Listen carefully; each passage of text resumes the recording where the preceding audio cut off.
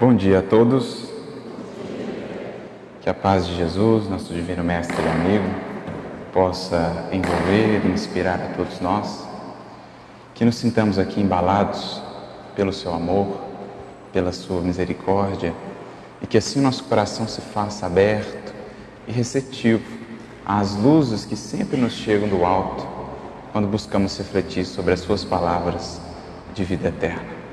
É para mim uma imensa alegria, uma imensa satisfação estar aqui pela primeira vez nesta casa, nosso lar, onde temos aqui um querido amigo, Manuel, que possamos ter todos nesta manhã, portanto, esse momento de comunhão em torno do pão divino do Evangelho, que cada vez mais, com o correr dos séculos, com o passar do tempo, vamos percebendo, é realmente aquilo que nutre e sustenta a nossa alma em direção aos planos superiores da vida que nos esperam. Como dizia Jesus, nem só de pão viverá o homem, mas de toda palavra que sai da boca de Deus. Portanto, o estudo das suas lições imortais, agora esclarecidas pela doutrina espírita, é para nós sustentáculo, força de vida e de realização diante dos desafios que o mundo de hoje nos conclama a enfrentar. Esses momentos de transição que a Terra vivencia, na qual Jesus, como seus mensageiros, esperam dos corações encontrar instrumentos dispostos e habilitados ao serviço regenerativo, a começarem de si mesmos. E é nesse sentido, portanto, centralizando as nossas reflexões em torno das palavras do Mestre, das palavras dos seus colaboradores diretos, especialmente o apóstolo Paulo, que nós propusemos esse tema hoje instigante. Vamos refletir a partir de algumas reflexões que o próprio apóstolo Paulo nos trará acerca dessa figura simbólica, emblemática, que é a figura de Adão. Vamos voltar lá aos primeiros textos da revelação, no nosso caso, do ramo judaico-cristão, que, embora muitas vezes, ou por muitos séculos, tenham sido esses textos enxergados por alguns como algo absolutamente pueril, ingênuo, até mesmo tolo, e por outros tantos tenham sido esses textos interpretados de uma maneira muito literalista, quase que ingênua mesmo, nós vamos aprendendo com Allan Kardec, com a doutrina espírita de um modo geral, que muitas vezes ali estão escondidos, por detrás do véu da letra, conhecimentos, tesouros muito preciosos, que num esforço de entendimento à luz da doutrina espírita, ou com as chaves que o Espiritismo nos trará, nós podemos acessar. O próprio Kardec nos falará disso, por exemplo, na introdução de O Evangelho segundo o Espiritismo, quando nos fala que muitos dos textos das Escrituras, dos escritores sacros, de um modo geral, só nos pareciam ininteligíveis, incompreensíveis, por conta da ausência da chave que lhes trouxesse sentido, que os explicasse, que os tornasse acessível ao nosso entendimento. Essas chaves, dirá Kardec, encontram-se na doutrina consoladora que agora temos em mãos, ajudando-nos a vencer o véu da letra que mata, como dizia Paulo, em busca do Espírito, das ideias imortais, atemporais, que dão vida. Então é esse o nosso esforço aqui nesta manhã.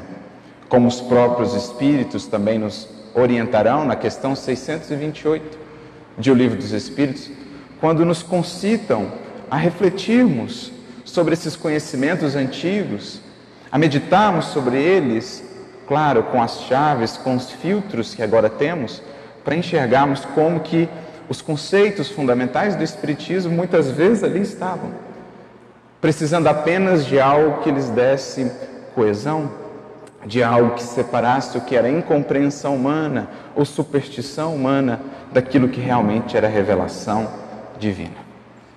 E é esse, portanto, o nosso esforço nessa manhã, buscando entender melhor esse símbolo que já foi aí um inspirador de tantos textos ao longo dos séculos, de tantas reflexões.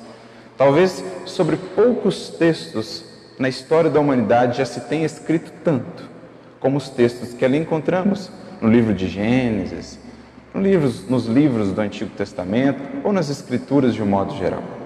Mas aqui, munidos agora pelo entendimento que a doutrina espírita nos traz do Evangelho e, por consequência também, das Escrituras. O próprio Mestre muitas vezes se referia a esses textos, convidando-nos a ressignificá-los, a entendê-los num sentido ou numa abrangência mais espiritual. Que Ele possa, portanto, nos inspirar nessa busca. E como texto base das nossas reflexões nesta manhã, nós recorremos a algumas reflexões que o apóstolo Paulo nos traz na sua primeira carta aos Coríntios, lá no capítulo 15, do versículo 45 em diante, em que ele vai trazer um conceito muito interessante na sua carta, em torno da figura de Adão. Mas ele já começa dizendo, esse trecho que separamos, começa dizendo que não se trata somente de um Adão. De maneira interessante, ele vai dizer, há um primeiro Adão e há um último Adão. Mostrando-nos aí talvez já, ou trazendo-nos algumas pistas, de que um representa um ponto de partida, talvez, como o outro representará um ponto de chegada. Como se tivéssemos uma escala, um princípio e uma finalidade. Naturalmente, que não nos deteremos aqui em questionamentos mais históricos ou literais, se Adão realmente existiu, se a sua vida foi como é descrita daquele jeito, literal. É preciso entendamos o caráter alegórico, metafórico desses textos. A poesia hebraica, que falava de grandes verdades com histórias aparentemente ingênuas, muitas vezes, numa primeira leitura. Nos deteremos aqui, juntamente com Paulo e com os Espíritos, na busca por entender esse sentido espiritual, o que Adão, como as suas posturas, representa. E o que seria, o que será, o que é esse último Adão, e o que as suas posturas representam. Por isso, nesse versículo 45 da primeira carta aos Coríntios, capítulo 15, o apóstolo Paulo diz assim: assim também está escrito, o primeiro homem, Adão, foi feito em alma vivente. O último, Adão, em espírito vivificante. Olha, somente essa frase talvez já nos trouxesse material de reflexão para todo um seminário. Porque logo somos convidados a pensar nessa diferença. Alma vivente, espírito vivificante. Alma vivente a nos transmitir um certo sentido de passividade. Uma alma vivente, um ser que vai vivendo, que vai sendo arrastado, levado pela vida. Espírito vivificante não. Já traz-nos aí uma ideia, uma dimensão de ação, uma postura ativa, de regência, de coordenação, de domínio da vida, das circunstâncias, né? De aproveitar as circunstâncias e delas fazer algo diferente, ou delas extrair mais vida, vida abundante. Então a gente já vai percebendo as características distintas desses que ele chama de primeiro Adão e último Adão. Primeiro lá, essa postura mais passiva. O último, uma postura mais ativa. Mas ele segue dizendo nos versículos seguintes: mas não é primeiro o espiritual, senão o natural, depois o espiritual. O primeiro homem da terra é terreno, o segundo homem, o Senhor, é do céu. Qual o terreno?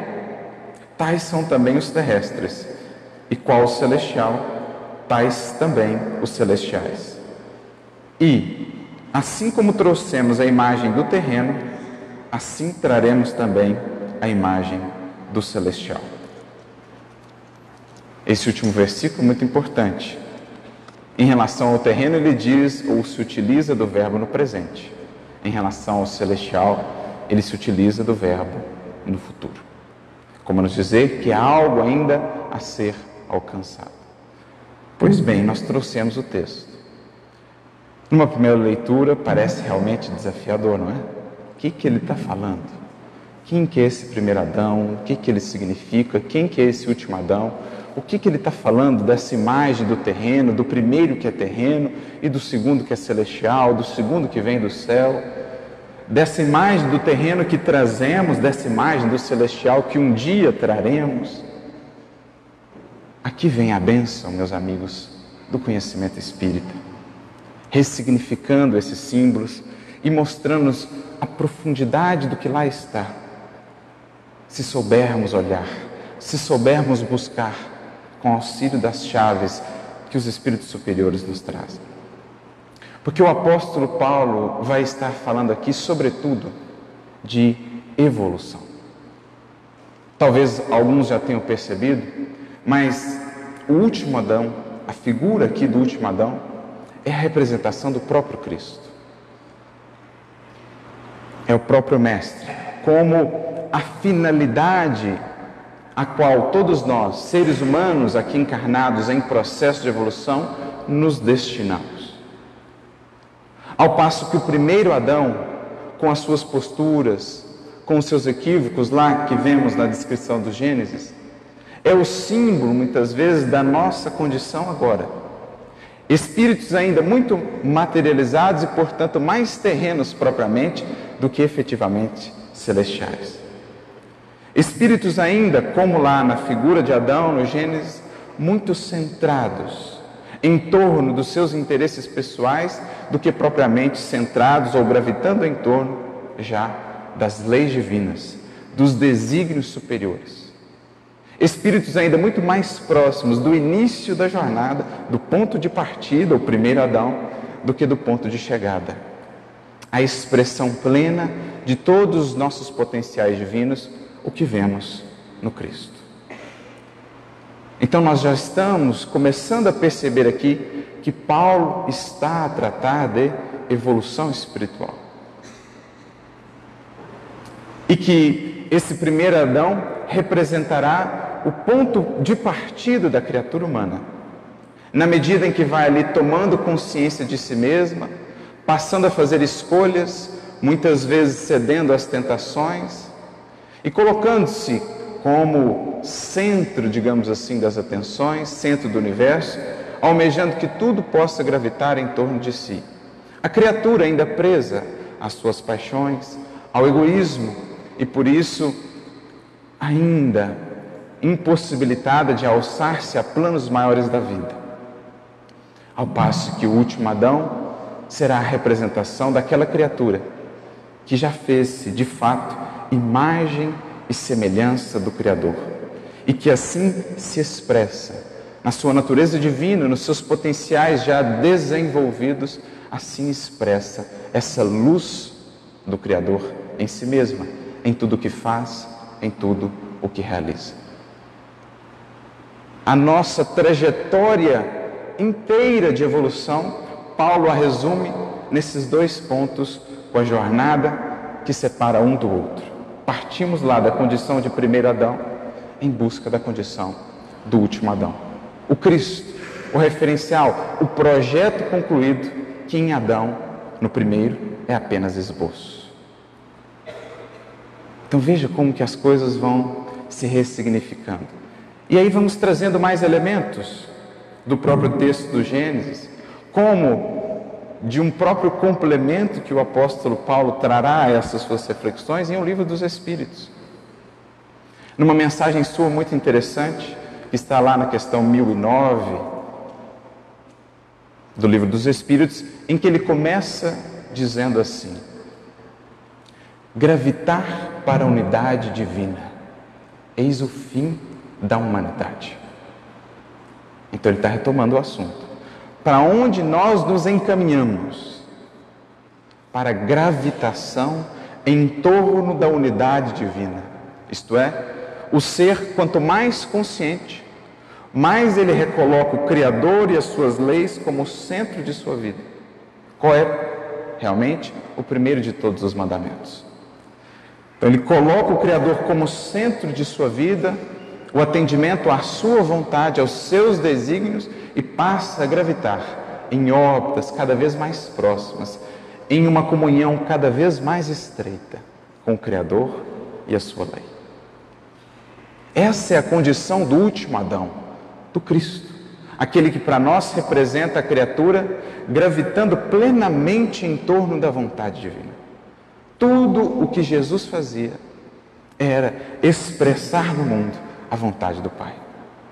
Ao longo de todo o Evangelho, veremos ele reiteradamente fazer-nos essa referência. O que faço, não faço por mim. Faço aquilo que aquele que me enviou me solicita fazer. A minha comida é fazer ou realizar a obra de meu Pai. E assim, muitas e muitas vezes, Jesus vai se demonstrando como esse Espírito que já alcançou essa finalidade da criação, gravitar em torno da unidade ou dos desígnios divinos. E qual é justamente o deslize de Adão? Do primeiro? O que está ali representado em todo aquele símbolo? O que temos ali senão a representação metafórica e alegórica da alma que, começando a tomar consciência de si mesma e, portanto, a lidar com o seu livre-arbítrio, já tendo orientações divinas, ainda assim opta por não segui-las e passa a colocar a sua vontade acima da vontade divina. Não é isso o que Adão faz? Simbolicamente, como está lá no capítulo 2 do Gênesis, ele havia recebido orientações do alto.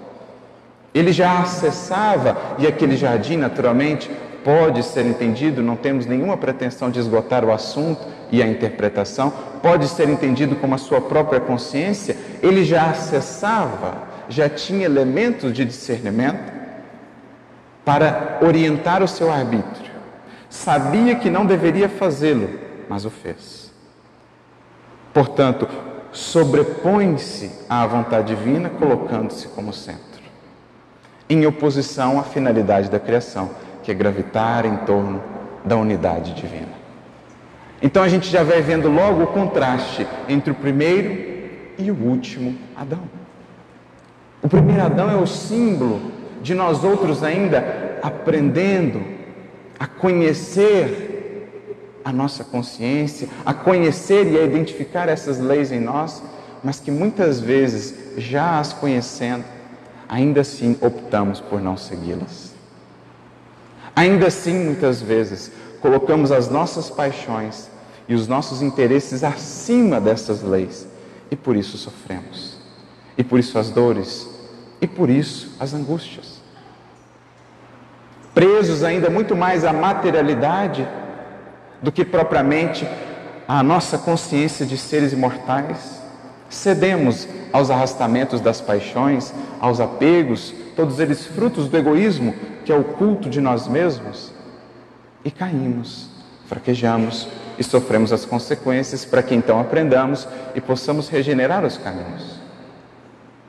O primeiro Adão, portanto, é o símbolo ainda do egoísmo que nos caracteriza, em oposição ao culto ao Criador e à sua lei. Se no último Adão, se em Cristo, Deus e suas leis ocupam o centro, no primeiro Adão, eu mesmo sou o centro. O que é egoísmo, senão culto ao eu?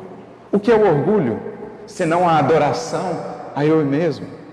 Essa é a figura do primeiro Adão, que ainda vive em nós, e que ao longo dos séculos, orientados pelo Evangelho do Cristo, vamos transmutando, vamos convertendo no último Adão. Do primeiro, vamos nos metamorfoseando, nos transformando no último, naquele que nos foi dado como modelo. Vamos extraindo de nós o Cristo interno a ser expressado. Por isso eu me recordo de uma mensagem muito bonita do Chico, né? Uma mensagem através do Chico, que está no livro Falando a Terra, capítulo 7.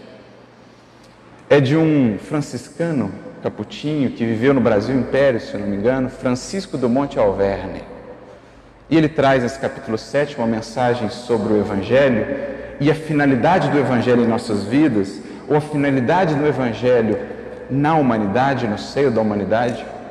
E ele vai dizendo assim: é Cristo hífen homem, vindo plasmar o homem hífen Cristo. Olha que linda definição da finalidade do Evangelho. É Cristo que se fez homem, ou seja, que se fez pequeno, que apagou a sua luz, que veio estar e ter conosco para plasmar em nós, nos incentivar a fazê-lo, a extrair de nós o homem ou o ser humano hífen Cristo. Por isso ele complementa: é o Evangelho um viveiro celeste para a formação de consciências sublimadas. É o que Paulo está a nos dizer. O primeiro Adão, pelo esforço, ou melhor, pelo aporte que nos chegou do alto, aliado ao nosso esforço, convertendo-se no último Adão que um dia seremos. É o esboço que vemos no primeiro Adão, o projeto ainda, a imagem em potencial, convertendo-se de fato no projeto acabado, na obra-prima concluída. Isso é a evolução. É isso que Jesus veio ser para conosco, ensinando-nos a trilhar essa jornada, apresentando-se-nos, ou enviado por Deus para que fosse o modelo para que soubéssemos onde precisamos atuar, o que precisamos mudar em nós, em busca de construirmos, enquanto esses, de fato, filhos que expressam a grandeza do Pai. O próprio apóstolo Paulo, na mensagem que citávamos, do livro dos Espíritos, questão 1009, mais adiante ele vai complementar dizendo que Jesus veio demonstrar-nos qual é o objetivo da criação, que, diz ele, consiste no culto harmonioso do belo e do bem, idealizados pelo arquétipo humano, pelo homem hífen Deus, por Jesus Cristo. É o que Paulo traz para a gente nessa mensagem. Veja quantos elementos interessantes. O Cristo é a representação da criatura que já entendeu o objetivo da criação. Qual? Cultuar harmoniosamente o belo e o bem. Em outras palavras, cultuar o Criador e as suas leis. Pois tudo que Deus faz é belo, é bom, é sábio. Culto harmonioso do belo e do bem. Idealizados pelo arquétipo humano. Conceito que Jung depois vai trabalhar tanto, o conceito de arquétipos, mas que Paulo já traz no livro dos Espíritos. Jesus é o arquétipo humano. A palavra arquétipo vem do grego arque, que significa principal, e tipo. Então ele é o tipo principal, poderíamos dizer, ele é o modelo, ele é o referencial do que é o ser humano acabado, o projeto concluído. Ele é o arquétipo humano.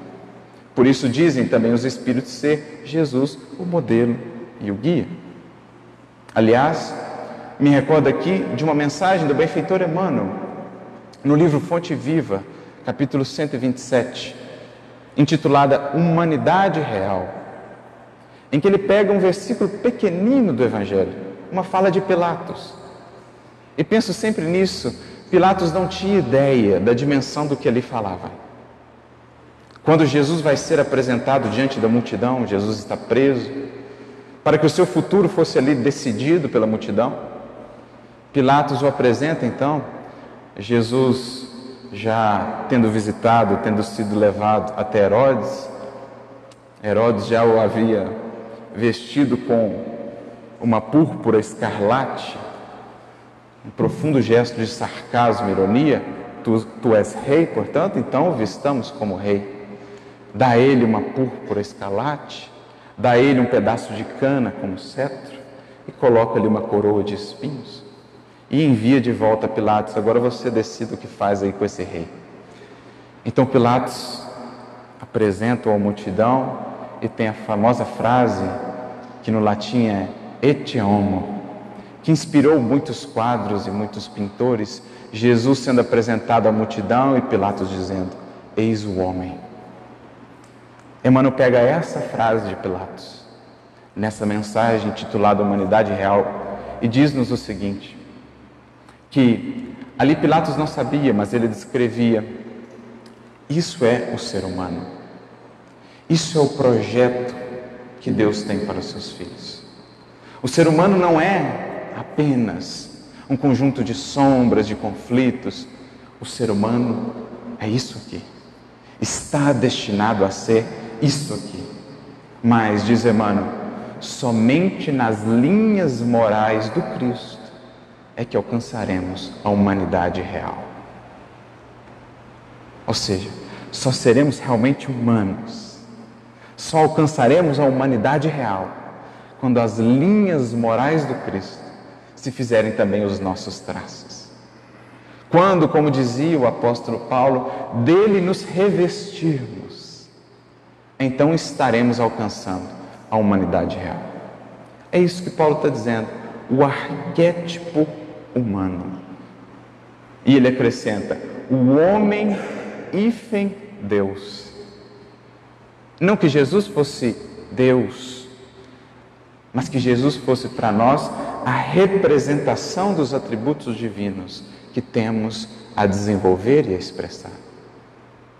Apresentando-nos Jesus como esse hífen, ligando a humanidade terrestre ao Criador. Pois foi essa incumbência que do Pai ele recebeu, de ser na terra o tutor da evolução de bilhões e bilhões de espíritos que aqui evoluímos. É Ele quem faz essa ligação direta do Criador conosco, ensinando-nos, de nossa parte, a desenvolvermos também a nossa ligação direta com o Criador. Ele mesmo dirá no Evangelho de João, um dia virá em que vocês me rogarão para que eu peça ao Pai, e eu não mais pedirei, porque vós mesmos pedireis diretamente ao Pai. Ele é esse hífen, portanto, conectando-nos ao Criador, ensinando-nos a estabelecer essa comunhão. Por isso é o Evangelho, a ciência divina, dirá Emmanuel, da ligação da criatura com o Pai. Isso é o último Adão. Isso é Jesus. E nós, cada um de nós, estamos colocados entre esses dois extremos em algum ponto da caminhada que nos caberá identificar. O quanto de nossa vida já de fato gravita em torno dos desígnios do Pai. O quanto, como Jesus dizia, já identificamos no atendimento a essa vontade divina pão e sustento para a nossa alma. Porque essa é a condição de um espírito puro que um dia chegaremos. Para um espírito puro, o seu alimento, aquilo que o sustenta, aquilo que é a sua alegria, a fonte da sua própria vida e da sua felicidade, é estreitar esse laço de comunhão com o Pai, é atendê-lo. Vai ele já ou já superou as ilusões que as nossas paixões, que o egoísmo e o orgulho nos criam, os sofrimentos que daí nascem, que daí decorrem. Então essa é a antítese, essa é a oposição entre o primeiro Adão e o último Adão. O que está colocado no centro? Porque se voltarmos lá ao texto do Gênesis, é interessante porque Adão recebe a orientação de não comer da árvore do conhecimento do bem e do mal. Mas como falávamos, ali em Adão nós temos o símbolo da alma que começa a lidar com o uso do livre-arbítrio, que começa a discernir. Então não é que ali ele estivesse impossibilitado de aprender a discernir sobre o que era o bem e sobre o que era o mal. Qual foi realmente o equívoco ali representado em Adão? O equívoco esse que nós cometemos ainda com tanta frequência.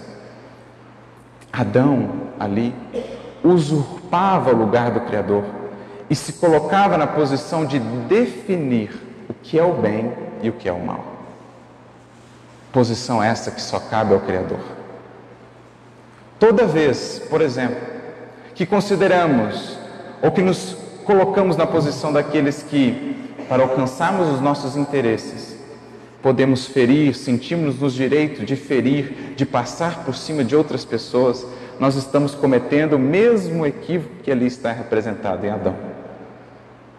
Quando, para alcançar ou para servir o nosso egoísmo, passamos por cima dos sentimentos de outras pessoas, ferimos as outras pessoas, assim estamos procedendo como Adão. Porque dizemos para nós mesmos, não é um problema fazer isso, desde que eu alcance a minha finalidade. O que eu estou fazendo, senão dizendo, para mim isso não é um mal, isso não é um problema. Então a figura de Adão é a figura da criatura humana que usurpa o lugar do Criador e diz, bom, agora eu defino as regras do jogo. Tudo agora tem de gravitar ao meu redor e dos meus interesses. E para mim não é um problema espoliar ao outro para conseguir mais dinheiro. Para mim não é um problema passar por cima dos sentimentos do outro para alcançar mais prazer. Esse é o tropeço de Adão, do primeiro. Esse é o tropeço que está em nós. Isso tem um nome. Culto do eu, egoísmo. Eu sou o centro do universo. Eu defino as regras do jogo. Eu defino o que é bem e é mal. Para mim, não é mal ferir para conseguir o que eu quero. Não é assim que procedemos todas as vezes que, fugindo aos ditames da nossa consciência, ferimos aos outros, fugimos à lei do amor, à lei da misericórdia, à lei da compaixão, nos afastamos da postura de humildade, de aprendizagem da vida. Esse é o tropeço de Adão. Colocou-se ele no centro, bem como a sua vontade. Sabia ele que há uma orientação divina? Sabia ele que a consciência o alertava sobre o que não fazer, mas ainda assim o fez. E depois veio a culpa. Naquele símbolo interessante, quando o Criador aparece no jardim, Adão, Adão, onde estás? E ele então se esconde. O que é aquilo senão o símbolo da consciência culpada que foge da própria voz da consciência, que tenta se esconder porque no fundo sabe que aquilo não deveria fazer. Então é lindo o símbolo, é linda toda aquela metáfora quando vamos vencendo a letra. Assim foi o primeiro Adão. No jardim,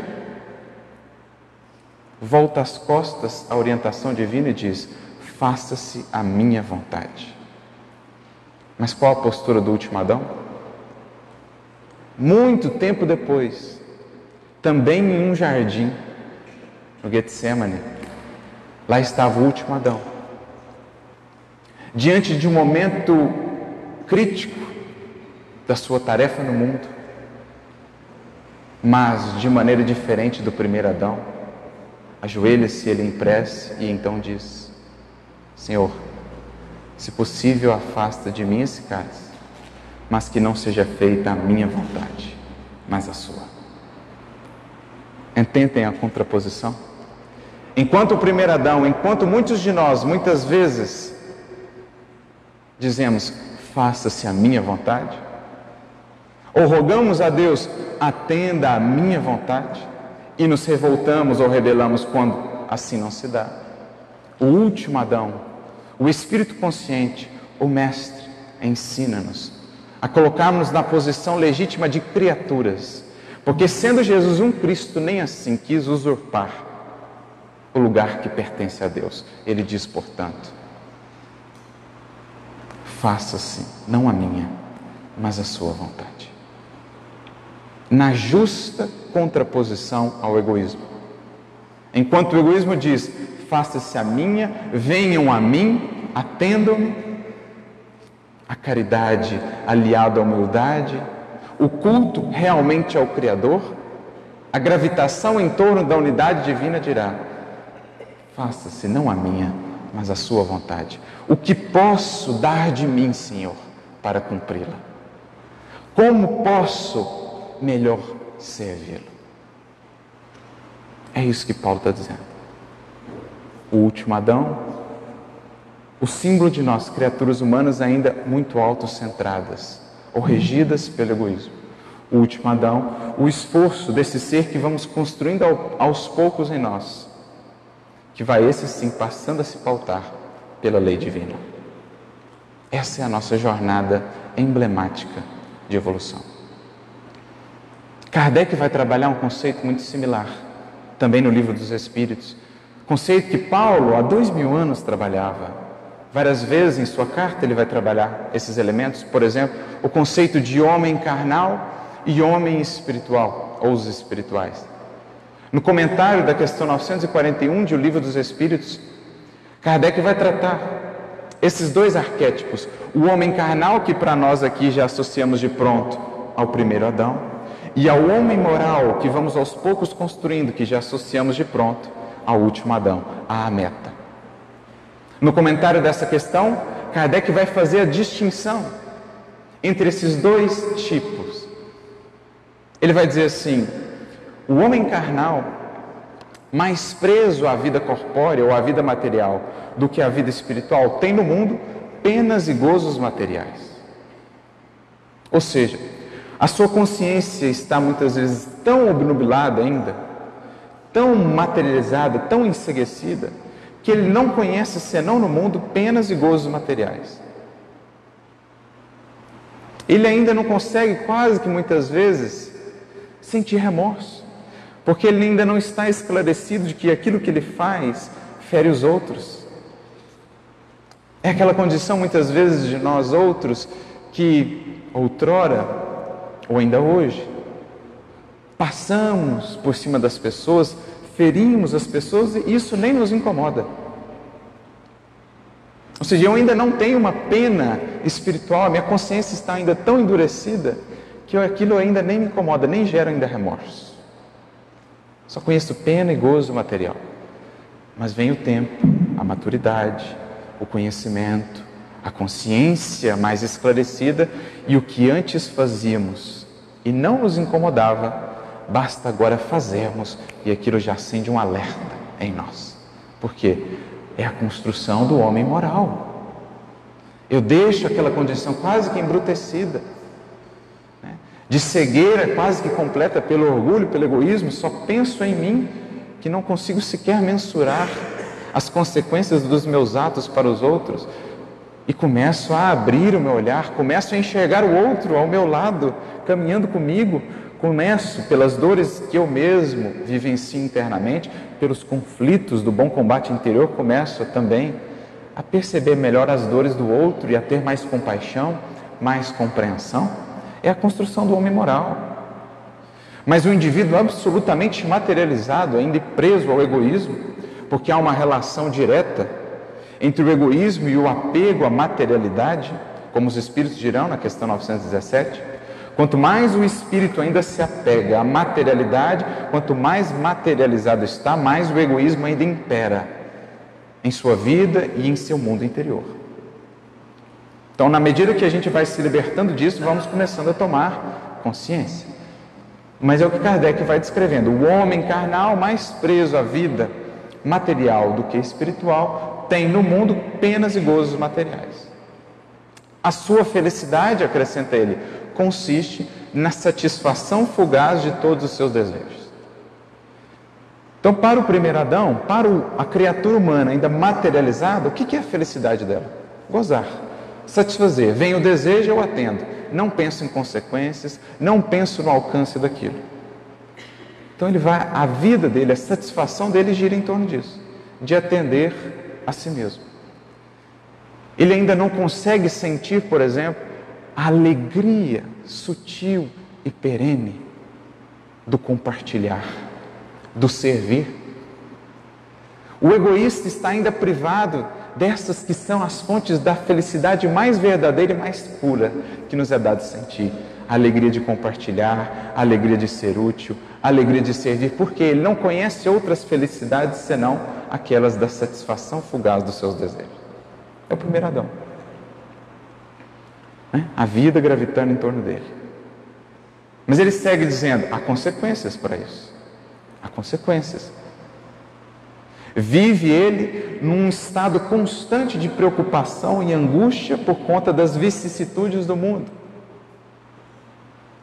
Vive ele em estado de perpétua ansiedade.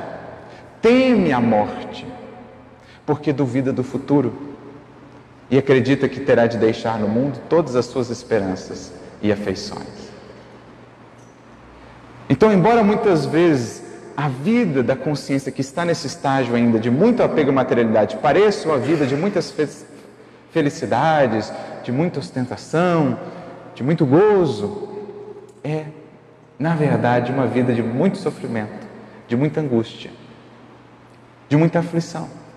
Porque como a sua felicidade e a sua paz se associam ao que está fora dele, às posses, aos objetos, às circunstâncias, aos títulos, é uma felicidade sempre muito fugaz, muito frágil. A todo momento ele teme perder aquilo que considera a fonte da sua felicidade. Por quê? Está fora dele, não está sob o seu controle. Por isso é uma felicidade que não é feliz, porque teme a todo momento que o seu fim chegue. Essa é a condição do primeiro Adão. Percebem quando Paulo diz, o primeiro Adão é alma vivente. Alma vivente. Ele é arrastado pelas circunstâncias. Se tudo está indo bem, se as coisas vão encaminhando bem, então ele está feliz. Daqui a pouco vem o vento da vida, muda as circunstâncias, aquela felicidade vai junto. Porque ele ainda não aprendeu, ainda não tomou a consciência devida para fazer das circunstâncias da vida, sejam elas quais forem, instrumento de crescimento e de construção da legítima felicidade por dentro. Ele vive ainda ao sabor do vento. Ora sopra para lá, ele vai para lá. Ora sopra para cá, ele vai para lá. Ele ainda não rege a própria vida, ainda não se governa, não se domina, não se conhece. E por isso é uma alma vivente, levada pelas circunstâncias, arrastada pelas circunstâncias. É a criatura humana apegada à materialidade. Daí vem o próprio nome Adão. Adamá vem da palavra hebraica que significa argila, terra. É muito bonito aquele símbolo, né? O Criador moldando o bonequinho de argila, que é um símbolo do elemento material. E o Criador então assopra em suas narinas o elemento espiritual, o Espírito, a representação do Espírito que dá vida à matéria. Mas como ele está ainda muito apegado à materialidade, ele é arrastado pelas circunstâncias, pelas vicissitudes da vida material. Uma vida, portanto, infeliz, de muito sofrimento. Quem vive ainda no clima do egoísmo e do orgulho feroz, por mais que conquiste o mundo, as facilidades do mundo, tem uma vida infeliz, porque não se conhece, não se governa, não edificou por dentro a felicidade inacessível ou inatacável pelas circunstâncias do mundo. É o primeiro Adão, alma vivente. Mas Kardec prossegue então, na definição agora do homem moral, o último Adão que estamos a construir. Ele vai dizer, o homem moral já se coloca acima das necessidades fictícias criadas pelas paixões. E por isso experimenta gozos, alegrias, que o homem carnal desconhece. É por isso que muitas vezes o indivíduo que está ainda muito vidrado na vida material apenas, não que ela não seja importante, estamos aqui para aprender, mas é preciso estar ou manter a consciência de que aqui estamos de passagem para que não nos apeguemos. Mas enfim, o indivíduo que está muito preso aqui, ele não consegue entender a vida e a felicidade daqueles que, em meio a tantas lutas, a carência material, carência de recursos, perseguições, sarcasmos, críticas, o indivíduo consegue sorrir. Quantos não olhavam para o Chico e falavam assim, mas gente, ele é doido. Porque como é que pode? Um indivíduo passando necessidade, passando dificuldade, atacado, humilhado, portanto, e alegria vibrando no seu coração, alegria de viver. O homem carnal, o primeiro Adão, não conhece esses gozos. É Paulo olhando para os primeiros cristãos que ele perseguia, e ele vinha pensando isso no deserto de Damasco. Mas como é que pode, gente? Eu tenho tudo, eu sou rico, eu tenho fortuna, eu tenho prestígio, influência no Sinédrio, eu tenho um cargo importante, eu sou idolatrado por muitos, jovem, de uma família prestigiosa, tenho conhecimento, inteligência, oratória, mas eu não tenho a paz. Eu não tenho a paz e a alegria que eu vejo nos olhos e nos lábios daqueles homens e mulheres simples, que mesmo perseguidos, têm um olhar de compaixão e de amor, que mesmo humilhados, não perdem o brilho dos olhos. De onde vem isso, gente? Os romanos, quando vinham os cristãos adentrarem cantando os circos, ficavam a pensar, mas o que é isso?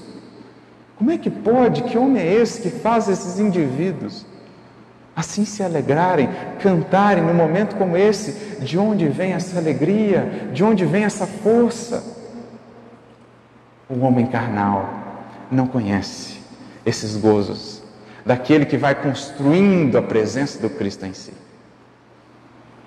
Mas prossegue Kardec definindo: a moderação dos seus desejos dá a ele calma e serenidade. Então o homem moral é sereno, é calmo, porque ele se governa, não é levado pelas circunstâncias, ele conduz as circunstâncias, aproveita as circunstâncias para extrair delas o melhor, sejam elas quais forem, sejam reveses, sejam perdas, ele ajusta para manter o rumo, como o marujo experiente, que com a mudança do vento muda o leme e a vela para seguir no rumo que tem de seguir.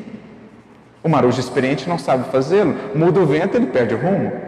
Mas o marujo sábio, o ser consciente, o homem moral, sejam quais forem as circunstâncias, ele se adapta, ele cresce com elas, ele extrai delas aprendizado. Por isso ele é calmo, sereno, porque confia, porque está bem seguro internamente nos valores que tem construído.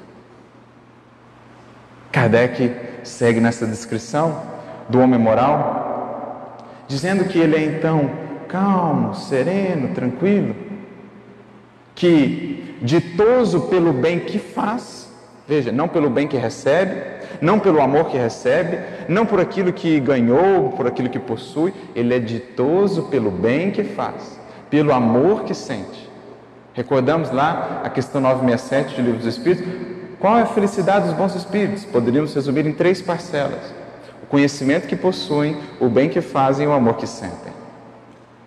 Então o homem moral, ele é ditoso por aquilo que sai dele, por aquilo que está nele, é disso que ele se sacia.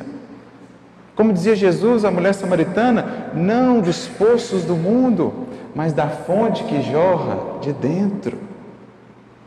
Ditoso pelo bem que faz, não conhece as decepções, porque ele não espera. Se o outro não vai compreender, isso não o priva do amor que ele deu, isso não toma dele a alegria de ter dado amor, ainda que o outro não receba, ainda que o outro não compreenda o bem que ele fez.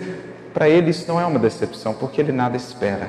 Então, ditoso pelo bem que faz, não conhece a decepção, e as contrariedades da vida deslizam sobre a sua alma sem deixarem impressões muito dolorosas. Esse é o homem moral, esse é o último Adão, o que a gente está construindo em nós à luz do Evangelho. Entenda porque Paulo diferencia: se o primeiro Adão é alma vivente, conduzida pela vida, o último Adão é espírito vivificante, é espírito que dá vida às circunstâncias, que onde está se faz fonte de luz, se faz fonte de regeneração, que das circunstâncias mais difíceis consegue tirar daquilo fonte para ser ainda mais forte, para se entregar ainda mais ao Cristo, a Deus no serviço do bem. Então é a postura ativa, é a postura de quem tomou consciência, é a postura de quem rege, governa a sua vida. Esse é o último Adão, o que com Jesus estamos a buscar. Então vejam como é linda essa simples frase de Paulo, como ela tem tanto a nos dizer em nossa jornada evolutiva. O primeiro Adão é alma vivente, mas o último Adão é Espírito que dá vida. Em que ponto estamos? Mais perto do primeiro ou de coração sincero avançando para o último? Mais perto ainda da condição de homens ou seres humanos carnais, como define Kardec, ou avançando-nos para a condição de seres morais e conscientes, em busca de trazer os traços do arquétipo humano para a nossa fisionomia moral, imprimir o Cristo, revelar o Cristo em nós. O que tem ocupado o centro da nossa vida? Em torno do que eu gravito? Dos meus interesses particularistas, dos meus caprichos, das buscas puramente materiais? Ou já gravito eu em torno dos desígnios divinos, ou pelo menos busco fazê-lo? Porque há uma lei na adoração, há inclusive um livro muito interessante nesse sentido. Nós nos tornamos aquilo que adoramos. O que nós colocamos no centro da nossa vida, em torno do qual nosso coração e a nossa mente gravitam, é aquilo que nós refletimos. Já dizia Jesus: onde está o teu tesouro, estará o teu coração. E onde está o teu coração, estará a tua vida. Se eu coloco no centro da minha vida algo que é imperfeito, transitório, isso poderá construir em mim uma felicidade, uma paz duradouras? Não. No entanto, se eu recoloco o Criador e as suas leis no lugar em que deveriam estar, se passo a gravitar em torno do Criador e das suas leis e se me torno aquilo que adoro, quando adoro e cultuo o Criador, o que vou me tornando? Divino. Isso é o Cristo. É divino. Tem a forma divina porque expressa a luz do Criador, porque gravita em torno do Criador. E é por isso que recorremos aqui a um texto muito interessante de Emmanuel, que está naquela coleção Evangelho por Emmanuel, no volume 6, que é a compilação de todos os comentários de Emmanuel, em torno do Novo Testamento, editada recentemente pela FEB. O volume 6 é o comentário às cartas do apóstolo Paulo. Então, há uma mensagem que originariamente foi trazida por Emmanuel na Revista Reformador de maio de 1944, se não me falha a memória, mas que foi aqui compilada, e ela se chama Atualidade. É um comentário de Emmanuel em torno do versículo 6 do capítulo 2 da carta de Paulo aos Filipenses, em que Paulo diz assim: e ele, em referência a Jesus, estando na forma de Deus, não usou do seu direito de ser tratado como um Deus. Então, esse na forma de Deus, não é que Paulo esteja colocando Cristo no patamar de Deus, de divindade. A forma aqui é a imagem. Ele expressava a imagem e semelhança do Criador, porque ele já é o projeto acabado. Ele já expressou o seu Cristo interno. Mas mesmo nessa condição, diferentemente do que fez o primeiro Adão, ele não quis usurpar a posição de Deus. Quando chegou o momento culminante, ele disse que seja feita a sua vontade. Então, comentando isso, o apóstolo Paulo, ou melhor, Emmanuel, vai dizer assim: todos os sofrimentos dos homens, das criaturas humanas, de um modo geral, originam-se da pretensão de usurpar o divino poder. Primeiro Adão. Toda vez que a gente quer se sobrepor ao Criador, daí nascem sofrimentos. Porque toda vez que assim o fazemos, estamos junto do egoísmo. E o egoísmo é a fonte máter dos sofrimentos da criatura humana. Orgulho, vaidade, insensatez, egoísmo, perversidade, rebeldia e opressão representam apenas modalidades variadas dessa usurpação indébita. Todos os nossos desequilíbrios, desatinos, se remontarmos à fonte, vai estar ali a mesma questão, o egoísmo. Quando eu usurpo a posição que pertence ao Criador. Por isso os Espíritos dizem no Livro dos Espíritos, é a raiz de todos os males. A guerra e o seu séquito pestilencial, a tirania e o instinto revolucionário, as paixões arrasadoras e os desastres espirituais que lhes são consequentes, constituem-lhe as obras. Na vastíssima paisagem de nossas existências, vemos sempre a misericórdia divina e a maldade humana, a bondade celestial e a desobediência das criaturas. Sempre o Pai generoso e os filhos imprevidentes, o Deus justo e as inteligências caídas e perversas. Então é Adão que volta as costas ao Criador, né? Nós. Doloroso quadro. Em tudo no planeta, a harmonia das leis do Senhor e a discórdia dos homens, a bênção providencial do céu e a rebeldia terrestre. Por isso mesmo, a humanidade, como aranha gigantesca, encontra-se no milenário labirinto, encarcerada na teia criminosa de suas próprias ações. Como diz Alcione no livro Renúncia, toda vez que fugimos ao desígnio do alto, do Criador, erramos indefinidamente no labirinto da incompreensão e da amargura.